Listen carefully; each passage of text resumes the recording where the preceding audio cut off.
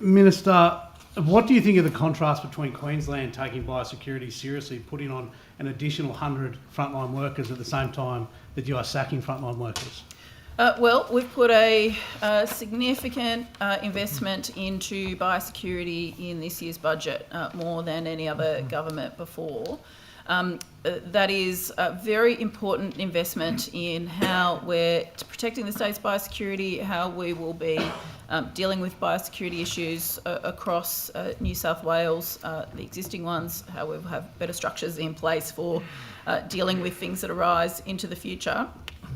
Putting resources into protecting the state's biosecurity is certainly a priority for this government.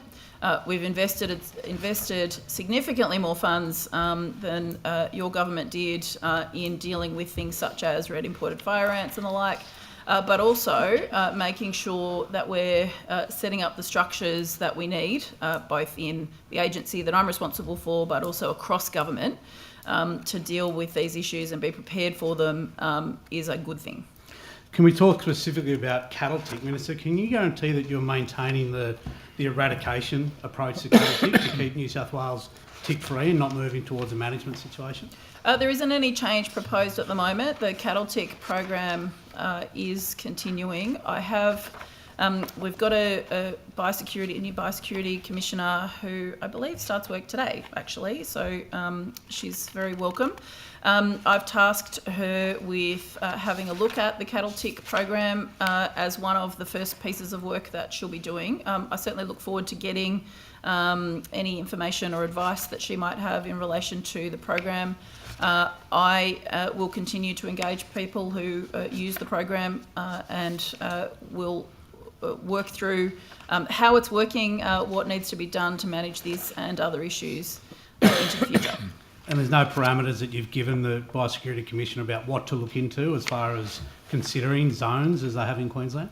I've asked her to have a look at the program and to give advice. The Queensland program? The New South Wales program and how that's working. I think that's an appropriate thing to do. Let's have a look at and get advice on what's working, what's not in relation to that particular program, which I know there's a lot of interest in, particularly in the north of the state. The former Biosecurity Commissioner, Minister, completed a review into the governance of and pest and weed management. When did she hand that to you? I have got that. We have a response to that. I will be releasing a biosecurity plan very soon. Not in a position to give a sneak peek today. When did she give you that report? I'm not sure of the exact date, but I can take the date on notice. I have it. This month, last month?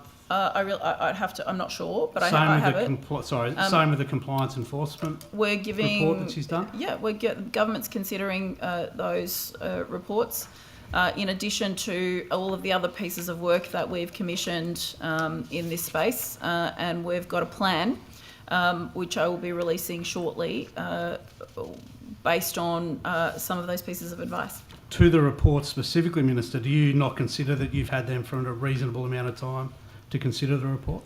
Well, as I've said, I have considered the report and I'll be releasing a plan soon. This isn't the only piece of advice. Can I just ask just about the reports, because the Biosecurity Commissioners Act talks about the fact that reports must be published on the Commissioner's website, complying with subsection C, which means that the Minister has reasonable time to consider the reports. I'm just wondering why we cannot see those reports. You will be. They're required to be tabled in Parliament, in fact, at the end of this month. No. Okay. So there's no secrecy about it. We're working through the details of those recommendations. We have put together a plan. I do have a plan. I will be releasing it shortly. I know there'll be interest in that. We've commissioned a whole range of work into how to better coordinate, better use the resources that we've got for how we're dealing with issues like biosecurity. The reports will be tabled, a response will be provided, and we've got a plan. I'm sorry that I'm not in a position to give you details about that today. I'll be releasing it shortly. Minister, the New South Wales Invasive Species Plan talks about the State Weeds Committee being responsible for ensuring a coordinated and strategic approach to weeds management in New South Wales. Who's the chair of the State Weeds Committee? Well, we've made changes in relation to, and will continue, as I've just talked about, a whole piece of work in relation to how these issues are being dealt with by government, how we're allocating resources to dealing with these issues. If I just go to that weeds funding issue. No, so the Weeds Committee, I the State understand. Weeds Committee is what the question was about. I understand. We're looking at how these things will be dealt with in a different way, but while we're doing that, 4 years worth of funding through this year's budget to give certainty to how we're dealing with our weeds action program for the next 4 years is a good thing for committees across and action plans across New South Wales.